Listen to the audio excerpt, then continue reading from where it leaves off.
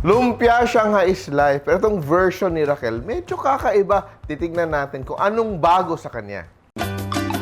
Simpol, luto na So, gagawa tayo ng Lumpia Shanghai. Pero the new thing about it is meron siyang dalawang ingredients na hindi pangkaraniwan sa ating Lumpia Shanghai. Meron siyang shredded buko meat. Ito, parang buko salad. At mushroom. So, sisimulan natin yung ating recipe. So, meron tayong garlic. Pwede mong gawin dekamay ha. Pero I'm just using the food processor para mabilis. And aking sibuyas.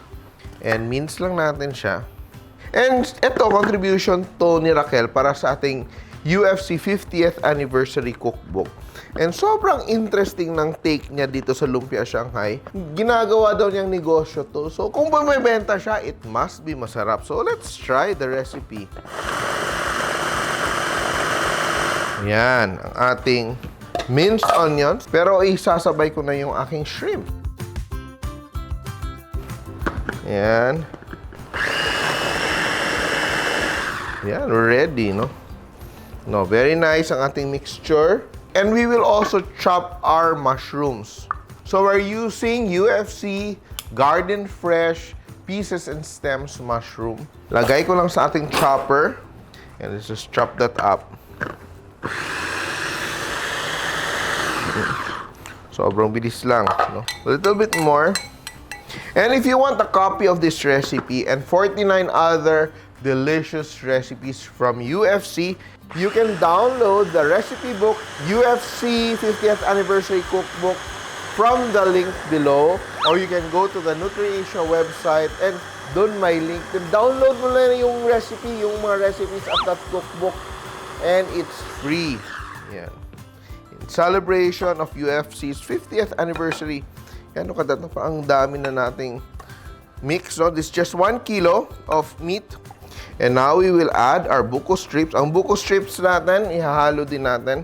So look at that, no? It's very nice. Just put everything together. And it's very interesting as well kasi ang daming eggs ng recipe niya. So she's using 5 eggs, no? So I'll just combine this. Maganda din naman maraming eggs yung inyong lumpia Shanghai because it gives that very nice, rich, and parang moist texture, no? So, we will just beat the eggs. Ito, lesson learned kasi, minsan kasi gumawa ako ng lumpia Shanghai.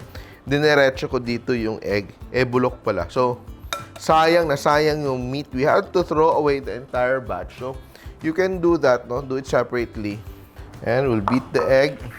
Ito, I think I have to transfer my mixture into a bigger bowl kasi medyo marami. Yan, lipat lang natin to a bigger bowl. And now, I will add the scrambled eggs. So, medyo moist talaga itong ating mixture. I will season it with salt. So, you have to be a bit generous with the salt. And I will add my flour, additional binder. But I think you can also use patis for this, no? Pepper, and let's just mix. So, look at that, no? Kahit marami yung ating eggs na hinalo. If you keep mixing it, the meat will absorb it. And of course, may help din ng harina. So, it's going to be perfect, no, for wrapping in your lumpia wrapper. And let's just chop a little bit of itong leeks natin. So, I will cut it here. So, we want both the parang intersection ng white and green part. And that's done, no? Mix na lang tayo. Yan. And let's wrap, no? And ito. So, ito, damp piece of cloth to keep it moist, no? So, ito, pinaghiwalay na sila. Hindi na sila masadong nakadikit. Paste natin together. It's just a mixture of flour and water, no? So, I don't use cornstarch for this kasi yung cornstarch kasi does not absorb the water, no? That's fine. So, assembly line tayo. Yan. So, just a spoonful, ganyan. And just like add our slurry mixture and begin to roll. You have to roll it very tightly, no? Ganyan. Very long. And just fold the ends and roll up. So, mas maganda, mas even yung size ng inyong pag-wrap para when it cooks also evenly. And my oil is hot. Dapat hot but not too hot. So dapat hot but not smoking kasi, di ba hilaw yung karne sa loob? Kung sobrang init ng ating oil, mangyayari, masusunog yung wrapper pero yung loob hilaw pa. So dapat medyo moderate heat. And away from yung palayo, no? So yung splattering, palayo sa'yo para hindi ka matalsikan, no? So closest para less impact. And some people like to fry na pa konti-konti ng oil.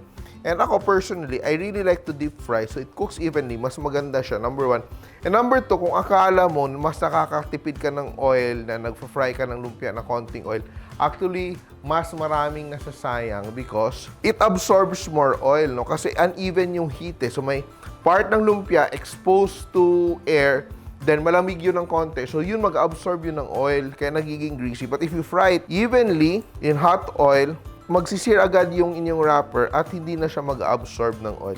Yan, sobrang bango. And now, it's cooked. Look at that beautiful color, no?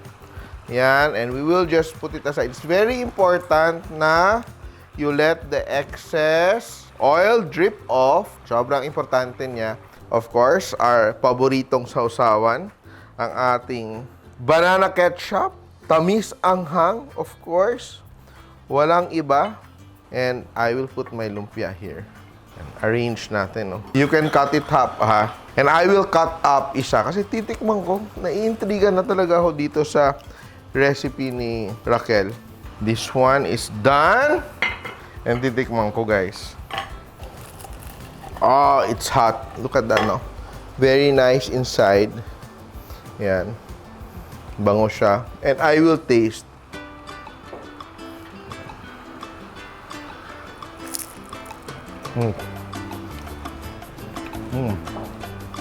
Try this at home.